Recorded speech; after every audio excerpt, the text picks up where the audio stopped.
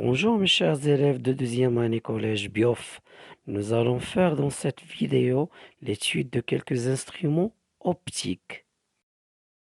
Le fonctionnement de la plupart des instruments optiques est basé principalement sur les lentilles convergentes. Nous limitons dans la suite à étudier l'œil et la loupe. Commençons par l'œil. Les constituants indispensables de l'œil sont l'iris, la pupille, le cristallin, la rétine et le nerf optique que l'on va voir leur rôle. Allons voir comment se forme l'image. La bougie émet sa lumière vers l'œil à travers la pupille qui se trouve au milieu de l'iris. Dans ce cas, on dit que l'iris et la pupille jouent le rôle d'un diaphragme. Ensuite, le cristallin fait converger la lumière. C'est une lentille convergente souple.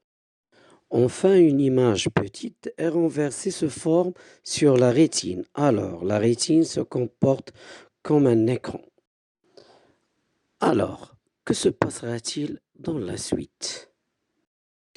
Allons voir le devenir de cette image obtenue.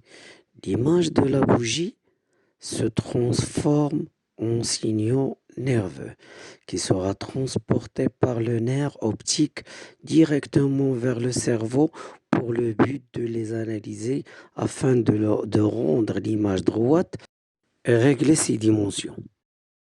Parfois, l'œil souffre des défauts comme la myopie et l'hypermétropie. Commençons par la myopie. Dans l'œil d'un myope, l'image se forme devant la rétine car son cristallin fait converger la lumière beaucoup plus que le normal. Pour corriger la vision chez un myope, le médecin recommande d'utiliser des lunettes ayant des lentilles divergentes pour transmettre l'image sur la rétine. Comme ça, il va voir clairement. Concernant les hypermétropes, l'image de l'objet se forme derrière la rétine, car le cristallin fait converger la lumière moins que la normale. Pour corriger la vision chez un hypermétrope, le médecin recommande d'utiliser des lunettes ayant des lentilles convergentes pour transmettre l'image sur la rétine. Comme ça, il va voir clairement. Comme ça, on a fini l'œil. Passons maintenant à la loupe. Qu'est-ce qu'une loupe? La loupe est une lentille convergente ayant une distance focale comprise entre 2 cm et 5 cm. On l'utilise pour agrandir les objets difficiles à visionner à l'œil nu. Allons poser une question plus importante. Pour qu'une lentille convergente joue le rôle d'une loupe, où faut-il mettre l'objet? Pour répondre à cette question, on doit faire appel à la construction géométrique de l'image. Cette lentille convergente représente la loupe. AB représente l'objet. F foyer objet. F' foyer image.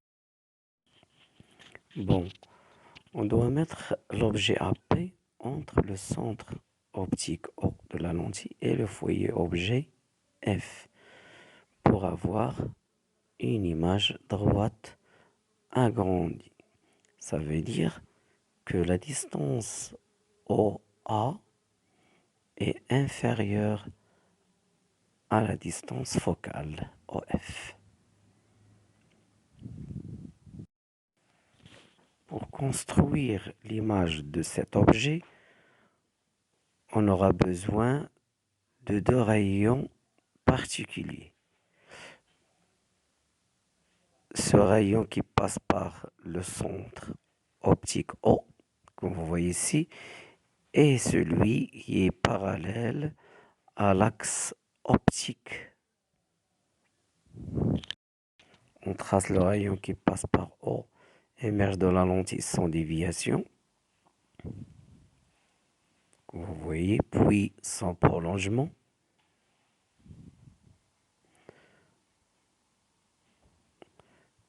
Ensuite, on passe au deuxième rayon qui traverse la lentille en passant par F', puis son prolongement.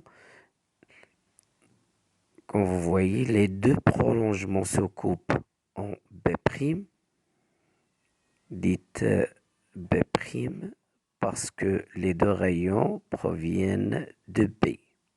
Alors, B', c'est l'image de B. Comme ça, comme ça, on a fini par avoir une image A'B'. A' est l'image de A, car A se trouve sur l'axe optique, alors A' doit être aussi sur l'axe optique. L'image, comme vous voyez, droite agrandie, la distance OA' supérieure à la distance OA. Si on utilise une loupe, l'objet AP doit être positionné par rapport à la loupe d'une distance, distance D, ça veut dire OA, inférieure à la distance F, la distance focale OF, afin d'obtenir une image A'B', droite, agrandie et virtuelle. Pourquoi virtuelle? Parce qu'elle s'est formée dans l'espace de l'objet. Ça veut dire l'espace où se trouve l'objet.